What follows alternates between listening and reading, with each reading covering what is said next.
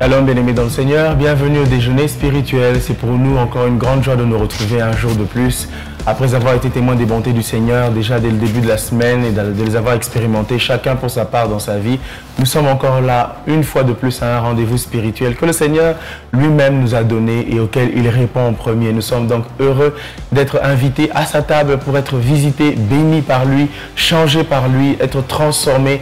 Il y a des merveilles autour de la table du Seigneur. Bienvenue à vous tous qui nous rejoignez de plusieurs endroits de Kipushi, de la route Likasi, de l'entrée de la ville, de plusieurs endroits de cette ville. Nous sommes heureux de vous savoir présents et attachés à ce programme. Que le Seigneur vous bénisse et vous renouvelle encore. L'équipe est grande et elle vous sert dans le secret comme dans le visible.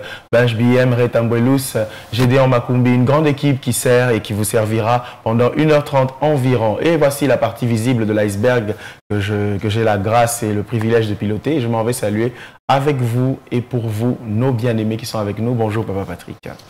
Bonjour bien-aimé Ephraïm. Et bienvenue à vous. Merci. Et les bontés du Seigneur se sont renouvelées aujourd'hui. Les bontés d'hier, ce ne sont pas les bontés d'aujourd'hui. Ces bontés, ces compassions, ne sont pas tous les jours sont nouvelles. Elles sont nouvelles pour nous aujourd'hui.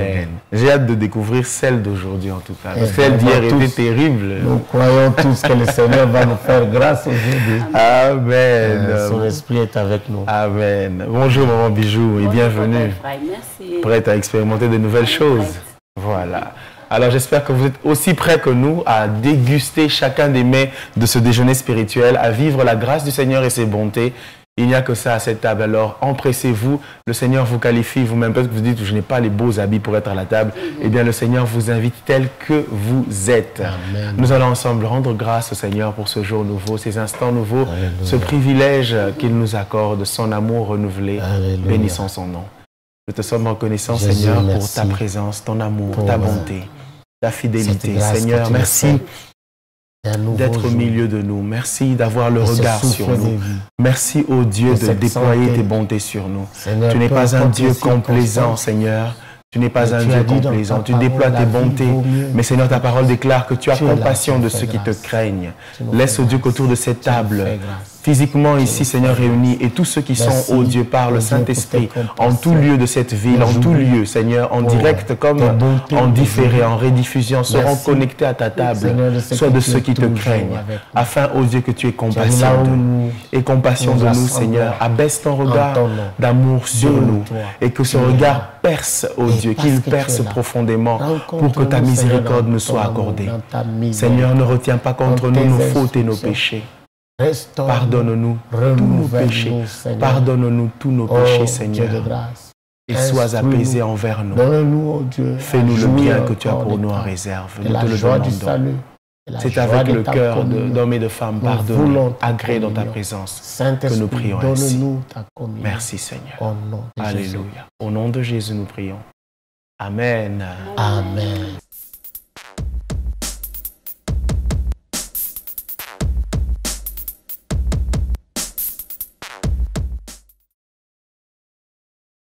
Voilà, Soren Kierkegaard signe cette pensée. Seigneur, ne nous laisse jamais oublier que tu parles aussi quand tu te tais. Seigneur, ne nous laisse jamais oublier que tu parles aussi quand tu te tais. Soren Kierkegaard. Alors, Patrick, une pensée très intéressante. Elle est très intéressante. Hein? Difficile à... c'est ça. À cerner, à saisir. Hein? Mais le Saint-Esprit nous aide toujours. Oui, ce que nous voulons comprendre dans cette pensée, c'est que même le silence du Seigneur parle. Et quand le Seigneur ne dit mot, ce silence est significatif pour nous. Dans ce silence, nous pensons que c'est important, ce silence du Seigneur-là. Et nous voulons seulement demeurer dans sa présence. Il ne nous laisse jamais. Jamais le Seigneur nous laisse. Quand il faut parler, il parle. Et quand il faut se taire, il se tait. De toutes les façons, sa parole est toujours la permanente devant nous, n'est-ce pas? Et souvent, peut-être que nous voulons écouter une voix audible. Mais la Bible, c'est la parole de Dieu. elle est là. Elle est là. Souvent, lorsque nous nous trouvons dans une circonstance, nous nous disons, écoutez, Seigneur, montre-moi, parle-moi, je veux écouter, qu'est-ce que tu veux me dire? Mais si tu n'as pas entendu une voix audible, lis la parole de Dieu. En fait, le Seigneur ne nous laisse jamais. Il ne nous oublie jamais. Il parle toujours. Même quand nous semblons croire qu'il ne parle pas, qu'il est silencieux. Dans ce silence-là, c'est aussi un langage du Seigneur. Le silence, c'est un langage. Sa parole est là. Il veut agir de cette manière-là qu'il a agi. Peut-être c'est vous qui croyez et qui ne parle pas. Il parle. Il a parlé dans sa parole. Il parle au travers de ses serviteurs. Il parle toujours. Et le Seigneur ne nous laisse jamais. Même quand nous pensons qu'il s'était, il parle. Cette pensée dit, Seigneur ne nous oublie pas, Seigneur ne nous laisse pas. Même quand tu es silencieux, tu parles. Je crois que c'est comme ça que ça... Seigneur, ne nous laisse jamais oublier que tu parles, même quand tu te tais. Même quand il se tait, il parle. Parce que son silence aussi parle. Et c'est comme ça qu'il choisit de parler. De toutes les manières, nous avons sa parole. Lorsque nous lisons Ésaïe 59, le Seigneur, quand il fait alliance, il parle, il dit, ma parole et mon esprit ne quittera jamais. Lisons Ésaïe 59, hein. Ma parole et mon esprit ne vous quittera jamais. Ésaïe 59, j'aime ça. J'aime ça. Même dans son silence là, c'est sa manière de parler. Voilà. Ésaïe 59, nous sommes au niveau du verset. Je prends à partir du verset 17. Il se revêt de la justice comme d'une cuirasse et il met sur sa tête le casque du salut. Il prend la vengeance pour le vêtement et il se couvre de la jalousie comme d'un manteau. Il rendra à chacun selon ses œuvres. La fureur à ses adversaires, l'appareil à ses ennemis. Il rendra l'appareil aux îles. On craindra le nom de l'Éternel depuis l'Occident et sa gloire depuis le soleil levant. Quand l'ennemi viendra comme un fleuve, l'Esprit de l'Éternel le mettra en fuite. Un rédempteur pour Sion, pour ceux de Jacob qui se convertiront de leurs péchés. Voici là où je voudrais dire, nous sommes au niveau de verset 21. Voici mon alliance avec eux, dit l'Éternel. Mon esprit qui repose sur toi et mes paroles que j'ai mises dans ta bouche ne se retireront point de ta bouche. La parole de Dieu est toujours là. Nous voulons peut-être l'entendre et nous pensons qu'il est silencieux, mais elle est là devant nous. Le Seigneur parle toujours. Voilà ce que je comprends de cette pensée. Est-ce que derrière, il n'y a pas aussi la pensée, Maman Bijou, selon laquelle on peut, et Papa Patrick, je peux m'appuyer sur ce verset, Papa Patrick dit, et mes paroles que j'ai mises dans ta bouche. À un moment donné, ce sont les paroles du Seigneur, mais elles ne sont plus prononcées par la bouche du Seigneur. Le Seigneur, après les avoir prononcées, les a mises dans notre bouche, pour qu'à notre tour, nous les prononcer. Voilà. Et ça peut arriver dans des temps où le Seigneur ne dit rien directement de sa propre bouche. Voilà. On réutilise les paroles que lui-même nous a données, que nous-mêmes on commence à les répéter. Effectivement, je suis totalement d'accord avec vous. À un certain moment, on a besoin de déclarer les paroles que le Seigneur lui-même, comme Papa Patrick l'a lu dans Isaïe. À un certain moment, dans certaines circonstances, on est appelé à faire cette déclaration-là. Il n'y a pas longtemps, j'ai suivi une prédication qui allait presque dans les mêmes sens. Et ça m'avait vraiment fait du bien, parce que ça, en fait, ça m'a encouragé. Et lorsque je me suis retrouvée face à une situation où je devais baisser les bras. J'ai commencé simplement à déclarer toutes ces paroles que le Seigneur a mis dans ma bouche. Il y a même cette personne qui m'a même dit, il faut te mettre devant un miroir. Commence à déclarer. Je peux donner un exemple. Tu commences à déclarer, je ne mourrai pas, je vivrai. Ou soit tu as reçu les promesses de Dieu. Quand ça commence à être compliqué, le Seigneur a déjà parlé. Il t'a déjà parlé. En ce moment-là, tu n'as pas besoin qu'il vienne encore. Peut-être qu'il a déjà parlé. Le Seigneur ne sent pas le besoin de venir te confirmer les choses qu'il a dites sur toi. Toi, tu n'as qu'à te mettre devant un miroir. Commence à déclarer. Seigneur, tu avais dit telle chose. Et je veux vivre telle chose parce que tu l'as dit. Je ne veux pas mourir, je veux vivre. Je vais raconter tes œuvres. Tu déclares, tu déclares, tu déclares. Et vous allez sentir qu'en vous, il y a cette force-là qui va commencer à monter. La force va monter, la force va monter. Et vous allez vous sentir fort. Pourquoi? Parce que vous avez déclaré les choses que le Seigneur a lui-même déclarées sur vous. Ou bien les promesses que le Seigneur a lui-même déclarées sur vous. Et c'est très important. Des fois, on se plaint. Avant que vous ne puissiez parler de ça, je me posais la question, mais papa Patrick est en train de parler. Mais est-ce que quand on a besoin que le Seigneur parle, le fait qu'il ne parle pas, ça veut dire quoi? Que je comprenne qu'il n'a rien à me dire, ou bien c'est un oui, ou bien c'est un non. Vous êtes venu, vous avez ouvert un petit chemin pour moi pour que j'arrive à comprendre ce que papa Patrick était en train de dire. Pourquoi? Parce qu'à un certain moment, on a besoin de soi-même, on arrive à déclarer ces choses. Je crois que même quand David est en train de dire « je ne mourrai pas », quand je marche vers la vallée de l'ombre, c'est parce que dans ce moment, il avait besoin de ces paroles. Et ces paroles, il a allé à les recevoir de quelque part. Si ce n'est pas de la Bible, comme papa Patrick a dit, on l'a reçu de la part du Seigneur. Donc le Seigneur, quelque part, il a parlé. À ce moment-là, c'est à nous maintenant de mûrir les paroles que nous avons reçues de la part de Dieu pour pouvoir tenir face à l'obstacle ou bien face à la situation par laquelle nous sommes en train de passer. Gloire à Dieu.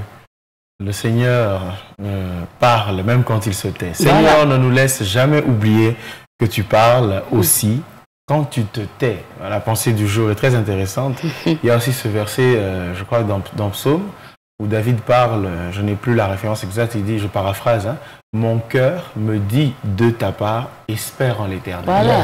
Donc là, je fais parler mon cœur. Et mon cœur parle comme si c'est toi qui parlais. Espère en l'Éternel. Oui, même quand vous prenez le psaume 42 au verset 6, quand vous prenez le psaume 42 au verset 6, c'est David qui parle. Mais regardez ce que David dit. Là, David parle à son âme. Il est dans le tourment. David parle à son âme. Il dit à son âme. Nous sommes dans le psaume 42. Je préfère qu'on lise aussi. Au verset 6, pour Louis II, d'autres versions, vous pouvez trouver ça au verset 5.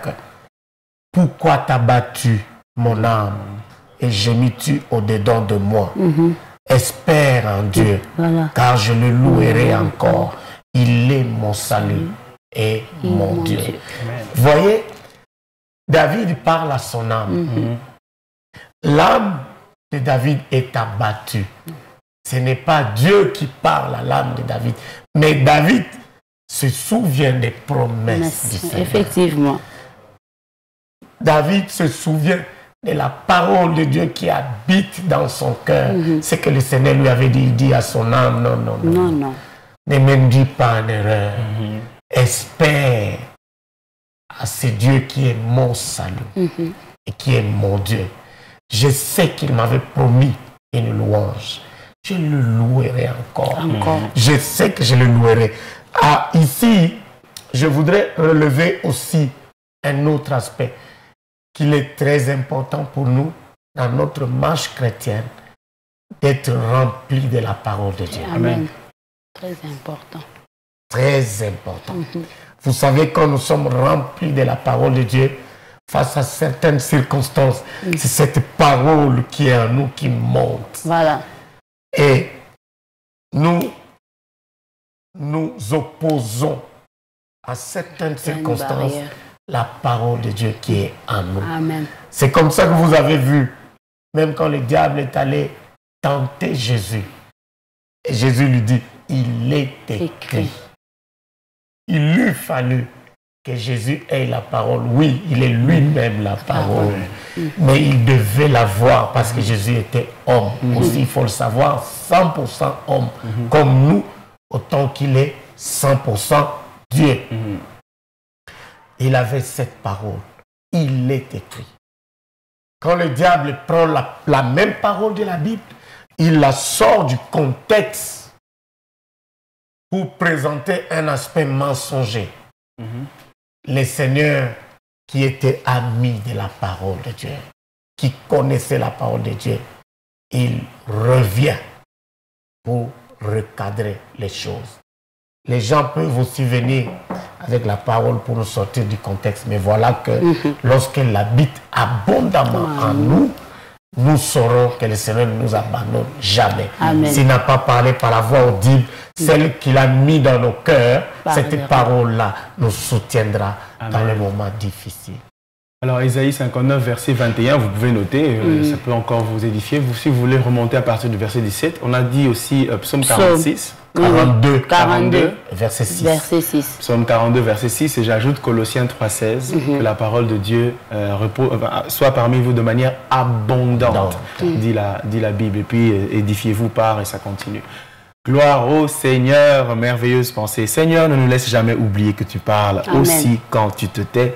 Soren Kierkegaard signe cette pensée. Alors, prenons une expression qui va peut-être nous enrichir, espérons-la. Peut-être pas aussi spirituellement, mais bon, au moins sous le plan linguistique. Enrichissons-nous, prenons une expression aujourd'hui dans Expression du jour, tout de suite.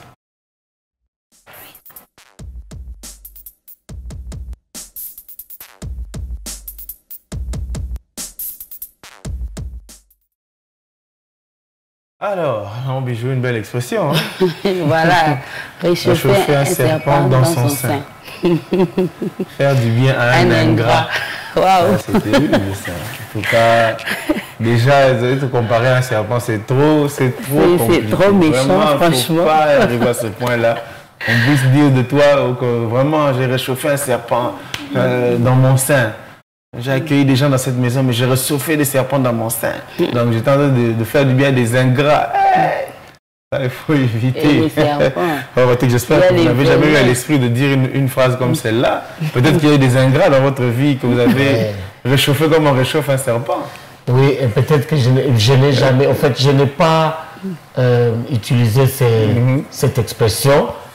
Mais moi, je vois une leçon spirituelle qui est là-dedans, n'est-ce pas? Et je crois d'ailleurs qu'il y a la pensée de la Bible qui nous dit qu'il faut faire du bien à nos ennemis, prier pour nos ennemis. Ces ingrats sont des personnes qui n'ont pas reconnu ce que nous avons fait, n'est-ce pas? C'est là, la Bible ne nous dit pas qu'il ne faut plus faire du bien à ceux-là. Et simplement, même l'expression voudrait dire c'est possible de bénir encore celui qui n'a pas reconnu, n'est-ce pas, que vous avez été pour lui une bénédiction. Et c'est biblique, n'est-ce pas? Nous ne nous lassons pas à faire du bien, même à ceux-là qui ne reconnaissent pas et qui ne nous aiment pas. Nous faisons toujours du bien. Vraiment. Réchauffer un serpent... je reprends l'exemple. Réchauffer un serpent dans son sein, donc c'est faire du bien à un ingrat. Et on dit que l'image vient du fait que le serpent engourdi par le froid, lorsqu'on l'a réchauffé et qu'il a repris vie, n'hésite pas à mordre. À mordre, c'est ça. Même la personne qui l'a réchauffé là. Il était au bord de comment on appelle ça, à envoyer son venin. Voilà. Donc, il ne va pas nous mordre parce que nous sommes, les enfants de Dieu sont protégés par le Seigneur. Amen. Et vous savez que faire du bien à un ingrat, sans entrer dans cette pensée dont vous voulez prendre, ça lui fait du mal aussi. Quand il voit qu'il n'a pas été reconnaissant et que la même personne lui fait encore du bien, n'est-ce pas? Ça enseigne aussi. Ça enseigne. Et le Seigneur nous apprend à le faire. En tout cas, ne regrettez pas. Si vous avez eu à réchauffer un serpent dans votre sein, vous avez constaté que c'était un serpent. Vous voyez que c'était un bébé, mais c'était un serpent. Ne regrettez pas. Vous avez fait une belle action et je suis sûr que le Seigneur fera rappel de cela dans le futur, dans son cœur. Et même la Bible dit qu'il y a un bon comportement au milieu des païens. et lorsqu'ils connaîtront le Seigneur, ils rendront grâce au Seigneur pour vous. Il y a un moment où ils ne savent pas que vous faites du bien. Mais lorsqu'ils s'approcheront du Seigneur, ils constateront que le Seigneur avait déjà commencé à agir dans leur vie au travers d'un certain bien qui a été fait par un certain quelqu'un, une certaine personne. Et ils rendront grâce au Seigneur. Pour ça, ils se souviendront. Et de toutes les façons, nous ne faisons pas le bien pour attendre un retour auprès de ces personnes-là, n'est-ce pas? Nous, c'est le Seigneur qui nous récompensera.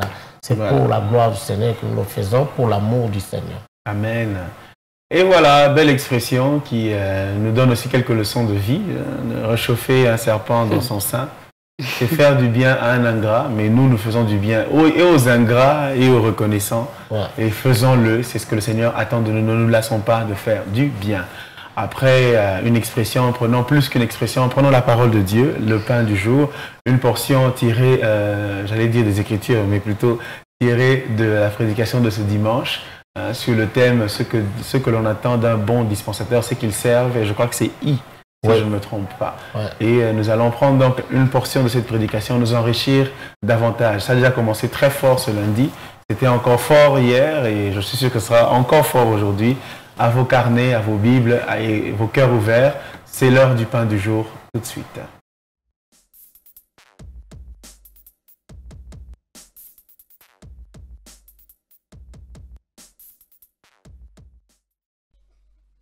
Nous voulons les faire comme des bons dispensateurs. On y va? Comme des bons dispensateurs des diverses grâces de Dieu, que chacun de vous des autres, le don qu'il a reçu. Amen. Bon appétit. Voilà, nous retrouvons notre grand thème, les DG. Nous sommes à notre 21e message. Et dans ces grands thèmes, nous avons les sous-thèmes, c'est qu'on attend d'un dispensateur des grâces. En abrégé, un DG. Ce qu'on attend d'un DG, c'est qu'il serve. F. C'est qu'il serve. Point F. Nous prenons le texte de Matthieu, chapitre 9. Nous lirons du 33e verset au 37e. Ils arrivèrent à Capernaum. J'ai lu pour nous tous. Ils arrivèrent à Capernaum. Lorsqu'il fut dans la maison, il demanda, de quoi discutiez-vous en chemin? Mais ils gardèrent le silence, car en chemin, ils avaient discuté entre eux pour savoir qui était le plus grand.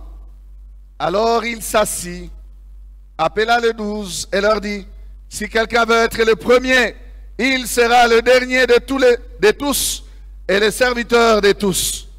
Et il prit un petit enfant, le plaça au milieu d'eux, et l'ayant pris dans ses bras, il leur dit, quiconque reçoit en mon nom un de ces petits enfants, me reçoit moi-même. Et quiconque me reçoit, reçoit non pas moi, mais celui qui m'a envoyé. Amen. Voilà un texte bien intéressant, frères et sœurs. Un texte intéressant avec un sujet intéressant. Un sujet que Jésus remet en surface. On dirait que les disciples n'avaient pas terminé leur discussion. On dirait que les disciples n'avaient pas trouvé de compromis. On dirait même que les disciples avaient caché au Seigneur le contenu de leur débat, de leur discussion. C'est Jésus qui remet en surface le dossier. Parce que les disciples connaissaient le dossier, mais ils ont fait fi, ils ont fait semblant. Ils ont abordé ce sujet en chemin, mais ils l'ont abordé seuls. Ils n'ont pas associé le maître. Peut-être qu'ils pensaient que le maître ne les écoutait pas, ne les entendait pas, Peut-être qu'il pensait que comme il est devant souvent, vous savez, le maître, lui, il avance, il est devant, les disciples suivent après. Il pouvait penser que bon, les oreilles de Jésus sont tournées vers autre chose. Ce que nous discutons, c'est une affaire entre disciples. C'est une affaire qui nous concerne nous. Mais curieusement, Jésus relance les débats. Non pas pour discuter avec les disciples, non, pour les aider. Il remet le sujet en surface. Jésus pose une simple question. Cette question devait en fait recevoir aussi une simple réponse. Parce que les disciples connaissaient de quoi ils discutaient. Mais regardez leur attitude. Personne n'osa répondre au maître. De quoi discutiez-vous en chemin? Silence. Ils gardèrent le silence. Pourquoi gardèrent-ils le silence? Pourquoi ne veulent-ils pas répondre au Seigneur qui leur pose une question si simple que ça? Il suffisait tout simplement de donner le compte rendu de ce qu'on partageait en chemin. Mais comment le sujet devient lourd? Lourd à partager. Comment le sujet devient compliqué à annoncer, à dire. Ils gardèrent silence car le sujet était délicat. Ils gardèrent silence parce qu'ils se gênaient. Les disciples se sentaient gênés parce que leur conscience leur reprochait. Le silence des disciples bien-aimés nous montre, nous enseigne l'indélicatesse de ces sujets. Surtout qu'ils ne sont pas arrivés à une conclusion. La brouille était telle qu'ils se sont séparés en queue des poissons, comme on dit.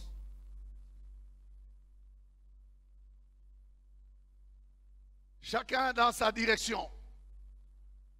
Ils ne se sont pas rencontrés.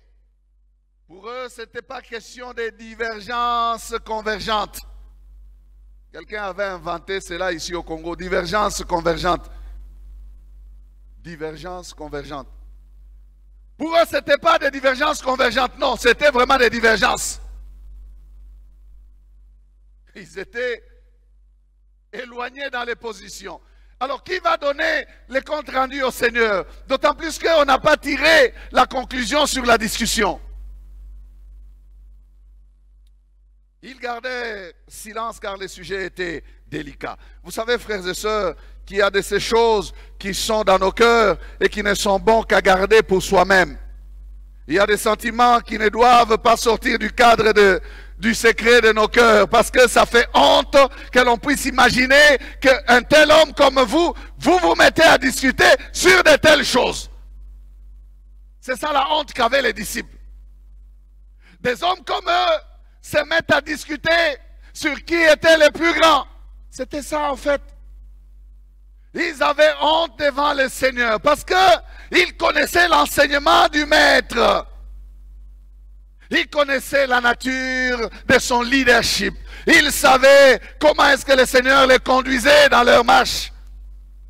Alors, c'était une honte pour eux de pouvoir en être encore à ce niveau-là. Oh, combien de fois, bien-aimés, il nous arrive d'avoir honte de pouvoir encore avoir dans nos cœurs de tels sentiments. Et combien de fois ça fait honte de voir des grandes personnes et des grandes personnalités avoir encore des sentiments de bassesse et d'inutilité dans leur vie et dans leur cœur. Ça fait honte. N'est-ce pas vrai? Oh. N'est-ce pas vrai? Donc ils se sont analysés eux-mêmes dans leur conscience, ils se sont dit non, nous avons honte. Maître, nous ne pouvons pas te répondre. Mais Jésus étant égal à Jésus, frère, Jésus, on ne lui cache rien. Même quand il n'a pas entendu, il connaît. Même quand il n'a pas écouté, il le sait. Parce que c'est lui qui a le pouvoir de sonder le cœur.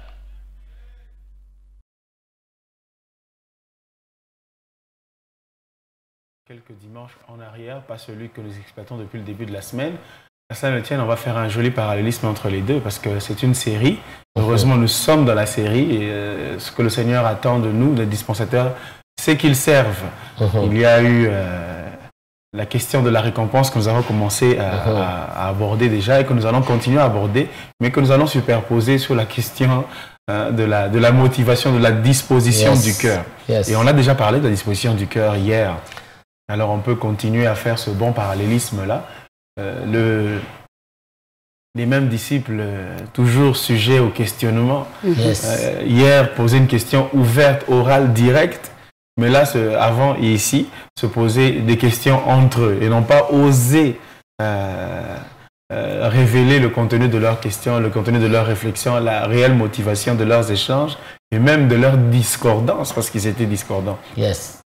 Et là, le Seigneur est en train de poser les préalables de ce que nous sommes en train d'exploiter déjà depuis le lundi. La récompense a une cause, elle a une source.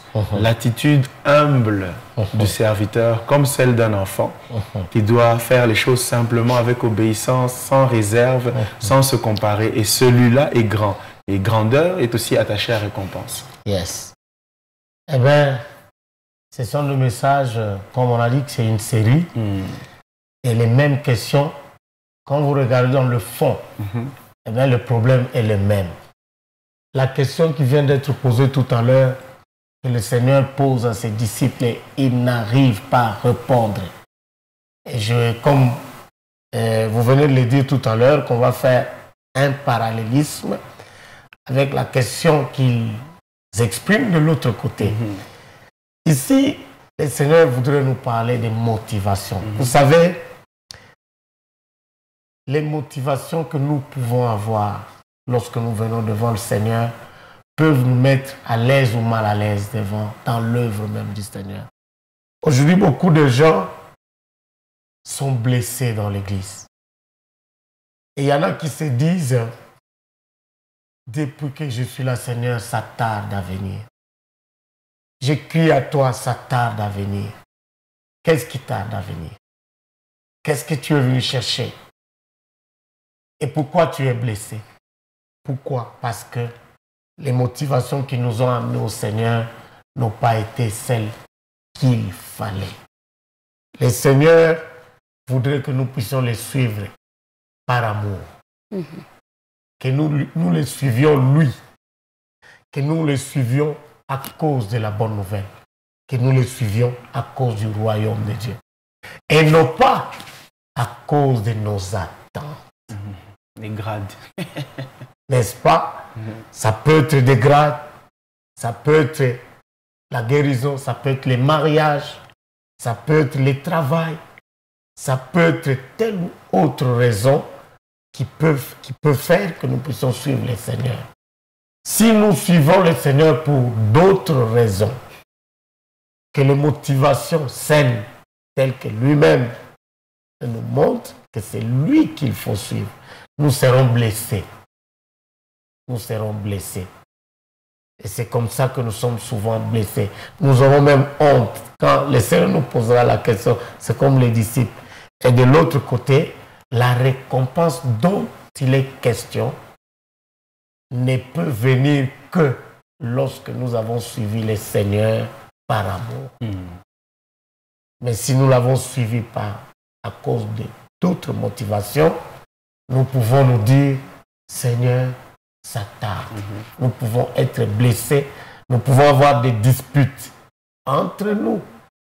Nous pouvons chercher des positionnements. Et toutes ces choses, ce sont les attentes. Ce sont les motivations qui dérangent. Et le Seigneur, dans sa parole, dans cette série, et revenons sur ce qui a été prêché dimanche, sur laquelle nous sommes d'ailleurs, voudrait nous recadrer par rapport aux motivations. Si nos motivations sont recadrées, si nos motivations rentrent dans la pensée du Seigneur, et si c'est pour le Seigneur que nous venons à l'Église, pour la parole de la bonne nouvelle, que nous abandonnons tout, nous n'abandonnons pas pour notre propre intérêt, nous ne serons pas blessés.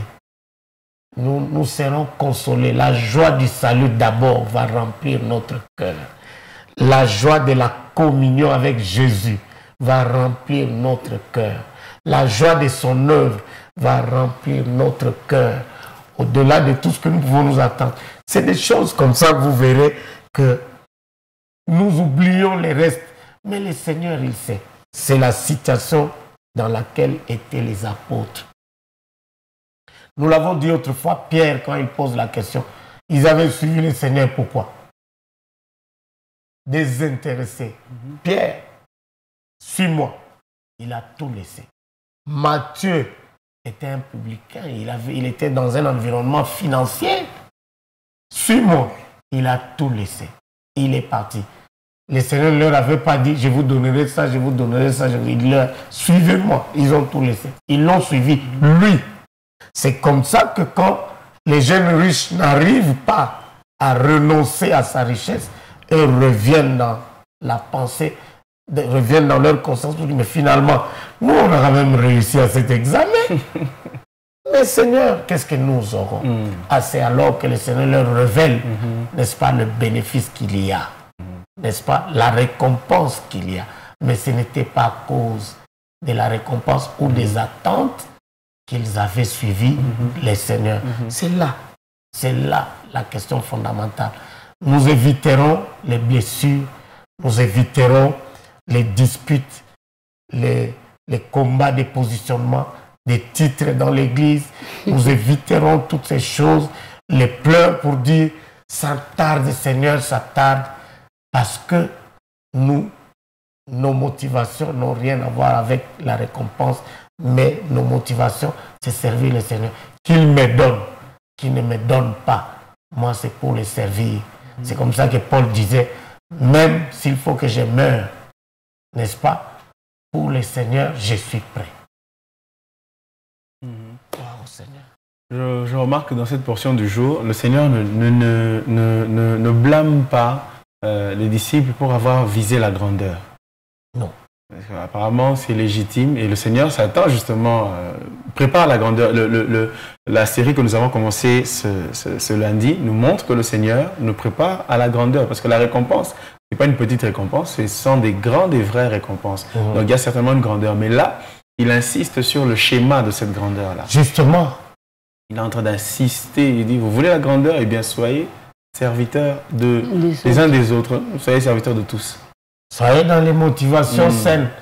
Parce que si vos motivations, c'est la grandeur, c'est un faux pas, un faux départ.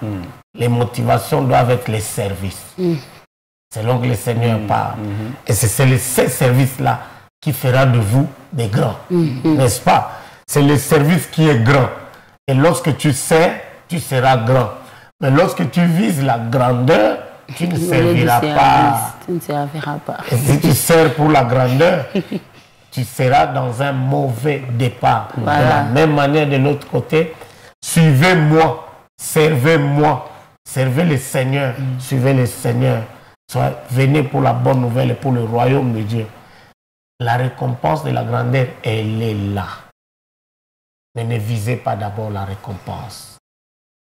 Eh bien, vraiment, c'est très intéressant de faire le pont. J'aurais bien aimé qu'on fasse le pont ainsi avec toutes les prédications de la série, depuis A jusqu'à I. Ouais, je pense qu'on pourra faire quelque chose comme ça. On va essayer de voir. Eh bien, ce que le Seigneur attend, ce que l'on attend d'un dispensateur, c'est qu'il serve. Et qu'il serve donc avec les bonnes motivations. Qu'il serve pour le Seigneur, qu'il serve le Seigneur. Il y a cette parole qui me vient là de l'apôtre Paul. Il dit, j'ai travaillé plus que tous. Comment est-ce qu'on va interpréter ça dans le cadre? Évidemment, bon, ce n'est pas une parole isolée parce qu'il la couple directement avec une autre parole. Il dit, toutefois, ce n'est pas moi, mais c'est la grâce de Dieu. Et alors, quelqu'un dans le service peut-il avoir un œil sur la qualité de son service et la qualité de ceux avec qui il sert pour dire ma qualité est meilleure? Est-ce qu'on peut arriver à faire ça? Je voudrais qu'on lise le problème, c'est le contexte dans lequel Paul fait une telle déclaration. Là, Paul est en train de défendre son apostolat. N'est-ce pas? Si on peut déjà arriver à cette parole-là, alors qu'on est en train de parler. Il faut bien voir le contexte dans lequel il l'a dit. Paul ne s'était jamais présenté comme étant un orgueilleux, quoi que ce soit. Non. Paul, d'ailleurs, il sait qu'il était un serviteur inutile, n'est-ce pas? Oui. Et il était en train de défendre son apostolat par rapport à ceux qui voulaient, bien entendu, les déconsidérer, tout ça. Et c'est ça, c'est le contexte dans lequel il l'a dit. Mais il ne faut pas prendre cette parole dans son contexte, vous le sortez dans son contexte pour commencer à présenter. Je travaille contre tout. Le problème, c'est celui auprès de qui, ou celui pour qui nous travaillons, qui saura, n'est-ce pas? C'est le Seigneur qui peut voir que tu as travaillé plus que tous. De toutes les façons, il y a la récompense est aussi, n'est-ce pas, dès que nous serons au tribunal de Christ et que nous allons recevoir la récompense. Toutes les couronnes seront relatives ou conformes à l'œuvre, n'est-ce pas? Oui. Ça, c'est par rapport à l'œuvre. Et c'est le Seigneur qui sait faire ses jugements.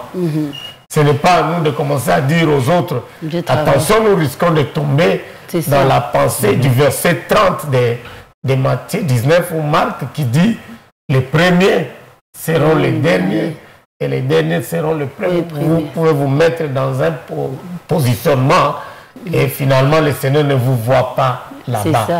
C'est le Seigneur qui connaît, qui a travaillé plus que les autres. Ce n'est pas à nous de commencer à dire, ça vous voyez l'apparence, mais peut-être c'est lui que vous croyez ne travaille pas plus que vous toutes les nuits. Ils vous soutiennent, vous. Et puis Patrick, travailler plus que tout, ça veut dire quoi?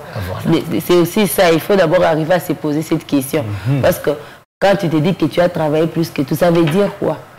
Parce que chacun de nous sert le Seigneur par rapport aux capacités que le Seigneur l'a données. Par rapport à sa mission. À sa mission aussi. Si l'autre, le Seigneur l'a donné 1 kilomètre, toi 2 hectares.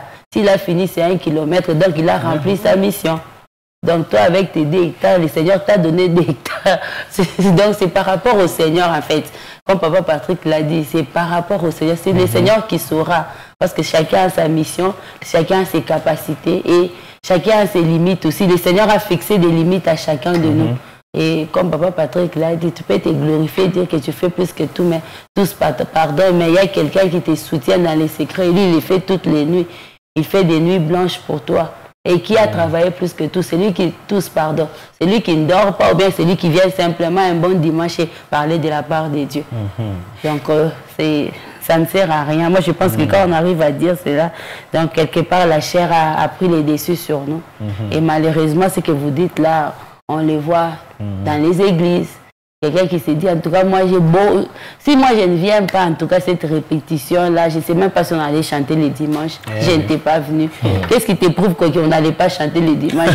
Est-ce que pour que les gens puissent prier, pour que les gens puissent écouter la parole de Dieu, il faut qu'on chante? Pas du tout, hein. Vous voyez déjà. Pas du tout. La matière est grande et abondante. Voilà, elle nous ramène simplement sur les motivations. Voilà, ayons simplement les bonnes motivations, servons les Seigneurs correctement par rapport à notre appel, aux capacités qu'il nous a données, sans regarder ni à gauche ni à droite, mais plutôt regarder au Seigneur. Gloire à Dieu. Pour le contexte, on est dans 1 Corinthiens 15-10. C'est assez dans cette portion que se trouve le verset. Le contexte, comme l'a dit Papa Patrick, est un peu plus général, où l'apôtre Paul est en train de recadrer ses détracteurs qui veulent minimiser son appel parce qu'il n'a pas été avec Christ physiquement, parce que, alors que les choses sont dans l'évidence. Bref, la motivation, c'est cela qui doit être le socle de notre service et même de nos prétentions à la récompense. Peut-être qu'on le verra certainement dans les prochaines prédications si la série continue. L'apôtre Paul, avec une assurance, pouvait le dire, j'ai combattu le bon combat, j'ai gardé la foi, j'ai achevé la course, maintenant la couronne de gloire m'est réservée. Ce n'est pas de la prétention, c'est de l'assurance. C'est de l'assurance et le Seigneur assure une récompense à ceux qui ont de bonnes motivations. Effectivement. Ce n'est pas de la prétention. Parce que même là, quand vous lisez cette parole-là, il dit, non pas moi toutefois, mais la grâce de Dieu qui est avec moi. Il commence même dire par la grâce de Dieu, je suis ce que je suis. Et sa grâce envers moi n'a pas été vaine. Loin de là, j'ai travaillé plus que tous, non pas moi toutefois, mais la grâce de Dieu qui est avec moi. Paul est terrible. Paul est terrible. Donc, il dit que c'est lui, mais il dit aussi qu'avec moi, Dieu a beaucoup travaillé. Voilà. Donc, c'est Dieu. Il commence par la grâce, il finit par la grâce. Donc, c'est clair. Et là, comme on a dit, il défend son ministère devant ceux qui veulent minimiser. N'est-ce pas? C'est ça. Il faut bien prendre le contexte. Loin de là, Paul, c'était un homme humble. Humble. Paul, la Bible dit qu'on pouvait venir prendre le mouchoir, on met sur sa sueur, on dépose sur un malade et le malade est guéri. Mais Paul est resté humble dans tout cela. Gloire soit rendue au Seigneur notre Dieu. Restons humbles, restons humbles, restons humbles. Récompense garantie pour les humbles. Autrement, c'est très compliqué, pour ne pas dire impossible. Mais je le dis carrément, impossible d'être récompensé par le Seigneur si on n'est pas humble. C'est impossible, soyez-en sûrs. Merveilleux pain, waouh, merveilleux pain en tout cas, dans la profondeur, dans la consolidation des acquis. Oui. Surtout si on n'est pas dans les motivations du Seigneur. Si ce n'est pas pour le Seigneur, pour autre chose, il n'y a pas de récompense. Les récompenses, c'est à cause du Seigneur.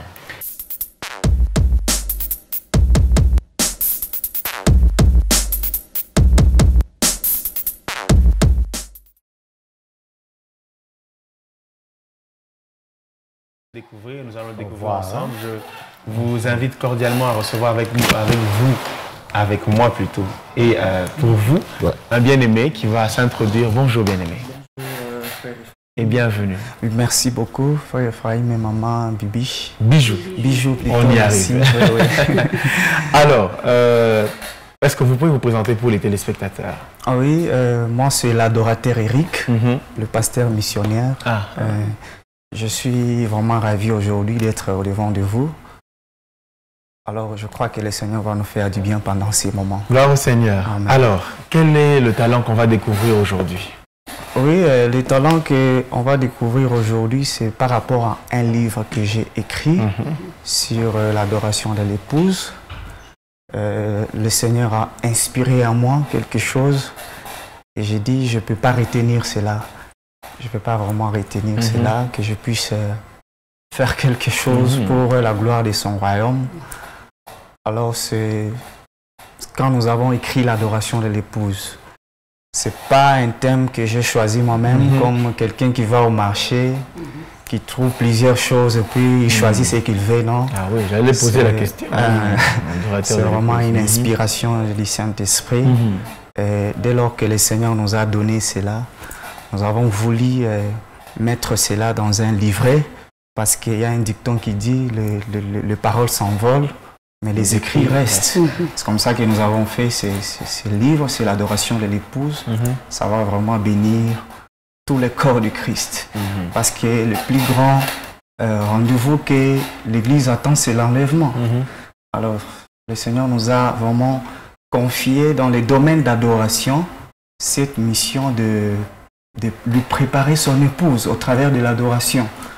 Alors, c'est un livre que nous allons présenter, qui sera officiellement présenté ce 31 octobre à une manifestation que nous organisions à l'église Porte Ouverte. C'est comme ça que nous avons dit, non, que nous puissions mettre à la disposition des peuples de Dieu ces livres, l'adoration de l'épouse. L'adoration de l'épouse. Yes. Alors, déjà le 31 octobre 2021 à l'église Porte Ouverte. À l'église Porte Ouverte, oui. C'est la présentation officielle du livre L'adoration de l'épouse. Yes. Alors, l'épouse, l'adoration. Moi, je vais poser 3 questions. L'épouse, je vais nous aider à définir l'épouse, cette adoration-là, et puis quand est-ce que ça se passe? Bon, je crois qu'avant de parler de l'épouse, il est vraiment bien qu'on parle de l'époux. Pourquoi pas? Alors, sur la terre, il y a époux et époux. Tous les époux qui sont sur la terre sont des époux imparfaits, sont des époux mortels et ils sont limités. Mais il y a un époux qui n'est pas limité, c'est Jésus-Christ. Jésus-Christ est illimité. Il est vraiment parfait, il est éternel. Il est éternel. Il y a 3 personnages dans la parole de Dieu qui nous parlent de l'époux. Le premier personnage, c'est Jean. Lorsque nous lisons la parole de Dieu dans Jean chapitre 3, le verset 29, il dit: celui à qui appartient l'épouse, c'est l'époux. Donc Jean est en train de présenter Jésus-Christ comme l'époux en question. Alors le deuxième personnage, c'est Jésus-Christ lui-même. Dans Matthieu chapitre 9, le verset 14 et le verset 15, lorsque les disciples des gens sont venus vers Jésus, demandaient: non, nous, pourquoi nous et les pharisiens nous gênons, tandis que tes disciples ne gênent pas? Jésus leur répond et dit: non, est-ce que les amis de l'époux peuvent gêner tandis que l'époux est au milieu? Voilà, c'est-à-dire Jésus lui-même se présente comme l'époux. Et le troisième personnage, c'est l'apôtre Paul. Dans 2 Corinthiens chapitre 11, le verset 2, l'apôtre Paul présente Jésus-Christ comme époux. Il dit: je vous ai fiancé à un seul époux. Et cet époux-là, c'est qui? C'est Christ dont il est question. Donc Jésus est l'époux vraiment par excellence. Il est notre époux qui mérite tout. Cela me pousse pour parler déjà de l'épouse. Quant à l'épouse, l'épouse, c'est l'ensemble des hommes de toutes tribus, de toutes langues, de tout peuple et de toute nation que Jésus a racheté, sanctifié et justifié pour Dieu par son sang. Il est mort à la croix, c'est pour son Église. Alors l'épouse aussi, c'est l'ensemble des croyants de toutes les églises et du monde entier qui Jésus a sanctifié et justifié pour Dieu. C'est ça l'épouse. Je ne sais pas, la troisième question, c'était comment? L'adoration en question. L'adoration de l'épouse. Elle est pour quand? Parce que je pense que les choses sont bien claires par rapport à l'épouse et à l'époux aussi. C'est ça. Alors, j'aimerais parler de l'adoration de l'épouse. Lorsque nous lisons la parole de Dieu dans Genèse 22, le verset 5, Abraham dit à ses serviteurs: restez ici, moi et les jeunes hommes, nous irons à la montagne pour adorer. Bon, cette adoration consistait à quoi? Ça consistait à quoi? L'adoration de l'épouse consiste à l'obéissance à la voix de Dieu. Pourquoi j'ai dit ça? Parce qu'Abraham, il est notre père. Jésus-Christ dit, si vous étiez enfant, si vous étiez fils d'Abraham, vous aurez fait les œuvres de votre père Abraham. Alors l'épouse aussi, c'est la postérité d'Abraham. Alors en tant que postérité d'Abraham, nous devons faire les œuvres d'Abraham. Alors les œuvres qu'a fait notre père Abraham. Alors qu'est-ce qu'Abraham a fait? Il a obéi à la voix de Dieu qu'il avait dit: va au pays de Moridia et donne-moi qui? Ton fils unique. Abraham n'a pas seulement obéi au lieu, parce qu'il y a l'obéissance liée au lieu que naît, mais Abraham a obéi aussi par rapport à l'acte qu'il pouvait faire quoi? Poser, qui était celui de faire quoi? De donner son fils unique. Je crois que l'adoration de l'épouse, c'est l'obéissance sacrificielle. Abraham a obéi, pas seulement par rapport au lieu, mais il a donné aussi quoi? Son fils unique. Donc l'obéissance, c'est la crainte. Parce que c'est après avoir obéi à Dieu que l'ange est descendu. Il a dit: je vois maintenant que tu crains Dieu et que tu m'aimes. C'est-à-dire la plénitude de la crainte de Dieu, c'est l'obéissance. C'est la plénitude de la crainte de Dieu qui est l'obéissance qui est même l'adoration de l'épouse. C'est-à-dire l'épouse est appelée à obéir totalement à la parole de Dieu, afin de faire quoi? D'être une épouse adoratrice. Parce que l'apôtre Paul dit Jésus-Christ revient, il reviendra dans les heures. Et son église va faire quoi? Va monter. Mais c'est une église qui est obéissante à la parole de Dieu qui sera montée. Alors, je crois que cette action va bénir beaucoup de gens. Ces titres, ces livres sur l'adoration de l'épouse. Et c'est pour vraiment ces 31. 31 octobre, donc dans 31 octobre. C'est le week-end? Oui, c'est le week-end, le dimanche. Ok. À l'église Porte Ouverte. L'église Porte Ouverte.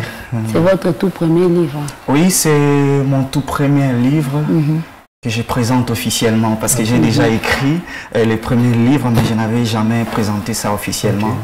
C'était sur l'adoration prophétique, mais et qu'est-ce qui vous a motivé à présenter celui-ci officiellement? Ah oui, merci Maman Bijou pour une belle question. Ce qui m'a motivé de présenter celui-ci officiellement, c'est parce que c'est une inspiration qui est descendue à moi. Et dès lors que j'avais ça, directement, le Seigneur me parlait pour les nations. Le Seigneur m'a mis au cœur pour les nations. C'est comme ça, rapidement, nous avons vraiment voulu mettre ça par écrit. Ça nous a même chômé. Normalement, on devait finir les études cette année. Mais parce qu'on devait écrire la pensée du Seigneur, on a même chômé l'année pour essayer de réjouir le cœur du Seigneur. Et c'est ce que nous avons fait pour la gloire de Dieu. Gloire au Seigneur. Amen. Je vois que donc ce n'est pas le dernier livre d'une série. Apparemment, vous êtes sur le thème de l'adoration. Ah oui, oui. L'adoration prophétique pour le premier livre. Oui, l'adoration de l'épouse, voilà. Oui, oui. Est-ce qu'il y a des éléments du premier livre qu'on peut retrouver dans le deuxième, puisqu'on parle quand même d'adoration dans les deux, donc forcément. Sûrement. Bon, vous voyez, le deuxième livre, le premier livre que j'ai écrit, là c'est moi qui voulais écrire. J'avais cette envie d'écrire.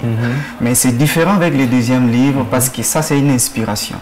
Et quand quelque chose est inspiré, on veut vraiment à tout prix le faire selon l'inspirateur, selon la volonté de Dieu. Il a dit à Moïse, fais selon le modèle que tu as vu.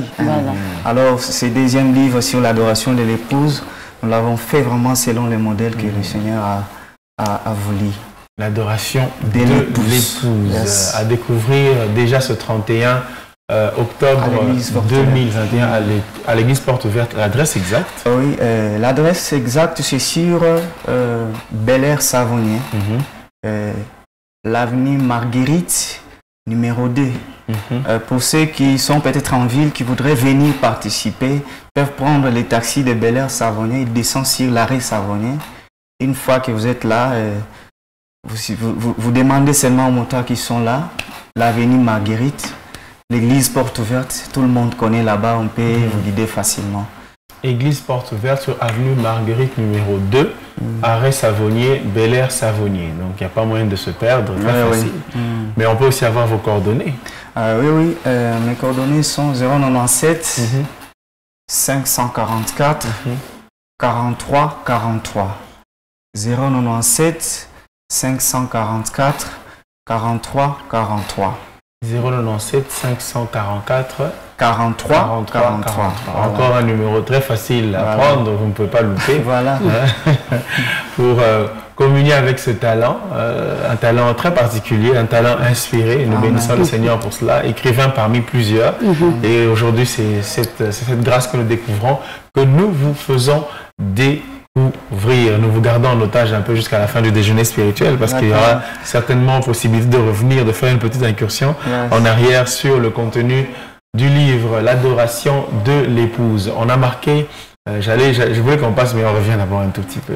On a parlé de la plénitude de l'obéissance comme étant justement cette expression d'adoration attendue. Qu'est-ce qu'on dira de ce qui nous attend après l'enlèvement dans le ciel? L'épouse sera auprès de son époux. L'obéissance sera parfaite. Donc, il n'y aura plus tellement d'obéissance à construire, mais ce sera une obéissance permanente, parfaite, excellente, sans hésitation, sans frein, sans questionnement, sans opposition, rien du tout. L'aspect de l'adoration qui est contemplation du Seigneur, exaltation de la magnificence du Seigneur, n'est-elle pas évoquée dans votre livre? Je crois que vers la fin de mon livre, j'ai essayé d'évoquer ça pour dire que au ciel, nous serons d'abord tel qu'il est. Tel qu'il est, tel nous sommes, ça sera au ciel. C'est-à-dire nous serons parfaitement comme Christ. Et là, c'est la louange et l'adoration qui va régner là-bas. C'est la louange et l'adoration qui va régner là-bas. Et je crois que nous avons, vers la fin, marqué ça. Marqué cette note-là. Donc, le livre est porté sur la construction d'une adoration, d'abord pendant notre séjour terrestre. Il faudrait qu'on réussisse à être ces adorateurs obéissants. Obéissants, oui. Préparés à la rencontre de l'époux. Ça, c'est vrai. Obéissance, obéissance, pas d'adoration sans obéissance, c'est une vérité aussi, c'est vraiment une vérité. C'est un adorateur là qui dit toutes les belles paroles, les paroles pleines de charme, mais désobéissant comme pas permis. Là, en tout cas, votre adoration est très compliquée, elle est vraiment, elle est louche, alors ne soyez pas de ce genre d'adorateur là. Nous bénissons le Seigneur et poursuivons dans le déjeuner spirituel tout en vous gardant en otage, je ne vous libère pas maintenant. Sortie officielle de son livre dénommé L'adoration de l'épouse. C'est 31 octobre 2021 à partir de 14h juste à l'église Porte Ouverte dans la ville de Lubumbashi, commune Kampemba, quartier Bel Air, avenue Marguerite numéro 2. Cordial bienvenue à tous, que le Seigneur vous bénisse abondamment. Amen. Ça fait partie de l'agenda et c'est donc un programme auquel nous vous convions ce dimanche 31 octobre. Il n'y a pas que la musique dans le royaume de Dieu. Il faut être aussi, fixé sur ça. Il n'y a pas que mélodie, il n'y a pas que le trémoussement, il n'y a pas que ça. Il y a aussi l'instruction, l'écriture, ce que la loi du Seigneur représente par écrit. Il est important de pouvoir se l'approprier. Le rendez-vous est pris pour ce dimanche à partir de 14h juste. 14h juste. Voilà, vous êtes les bienvenus. Alors je vous garde encore en otage pour la cerise sur le gâteau. Le dernier point, le point final du déjeuner spirituel, c'est le verset du jour que nous tirons de la portion des Écritures que nous lisons aujourd'hui. Vous savez, nous lisons 3 chapitres chaque jour, 5 chapitres les jours fériés et les dimanches. Voici le verset du jour tiré donc des 3 chapitres que nous lisons aujourd'hui.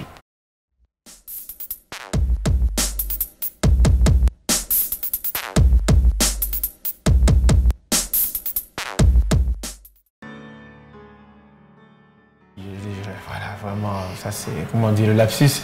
Voici le verset du jour, on est dans Jean chapitre 1, verset 12. Voici la lecture. Mais à tous ceux qui l'ont reçu, à ceux qui croient en son nom, elle a donné le pouvoir de devenir enfants de Dieu. Mais à tous ceux qui l'ont reçu, à ceux qui croient en son nom, elle a donné le pouvoir de devenir enfants de Dieu. Il s'agit de la lumière, il s'agit de Jésus. Et c'est le tout premier chapitre de l'évangile de Jean. Un chapitre et une portion très merveilleuse, en tout cas que je vous recommande de mémoriser. Mémoriser vraiment. Merci beaucoup à vous d'être venus sur le plateau de déjeuner spirituel. Le rendez-vous est vraiment pris, on le rappelle encore une dernière fois. Marguerite numéro 2, arrêt Savonnier, Bel Air Savonnier, église Porte ouverte. C'est là que va se passer la présentation officielle, la sortie officielle du livre L'adoration de l'épouse. Alors, par l'adorateur Eric qui sera notre hôte. Soyez les bienvenus de sa part et de notre part. Merci, Papa Ephraïm. Je vous en prie. Je suis vraiment l'homme le plus béni aujourd'hui. Gloire au Seigneur. Gloire au Seigneur. Merci, maman, bisous. Je vous en prie. Je crois que je vous reviendrai encore. En tout cas, la porte est ouverte. C'est aussi une porte ouverte ici. Oui. Alors, je voulais en profiter pour dire merci à mon pasteur. Mon révérend, mon cher vraiment papa que j'aime beaucoup, qui est le pasteur Léon Mapitene. C'est grâce vraiment à son encadrement que nous sommes. C'est pour la gloire de Dieu. Alors je dis aussi merci à mon formateur, celui qui ne cesse de nous coacher dans l'ombre, qui est l'apôtre Zorobabel. Je dis merci beaucoup papa, je vous aime beaucoup. je crois qu'ensemble avec vous, nous allons aller encore loin avec le Seigneur. Gloire au Seigneur. Merci. Merci à Benj Biem, à Red Ambouelous, merci à toute l'équipe du déjeuner spirituel dans sa partie cachée d'avoir travaillé dans la salle des machines pour produire un mouvement continu dans ce déjeuner spirituel, dans ce grand bateau qu'est le déjeuner spirituel qui accoste maintenant à bon port. Merci à vous, Maman Bijou. Merci à vous aussi, Papa Ephraim, et bonne journée. Ah, merci à vous aussi. Merci à Papa Patrick, quoique déjà parti. Merci à tous. Merci à vous tous de votre grande fidélité. Que le Seigneur vous bénisse. Gardons nos robes blanches car le Seigneur Jésus-Christ est à la porte. Amen. Shalom.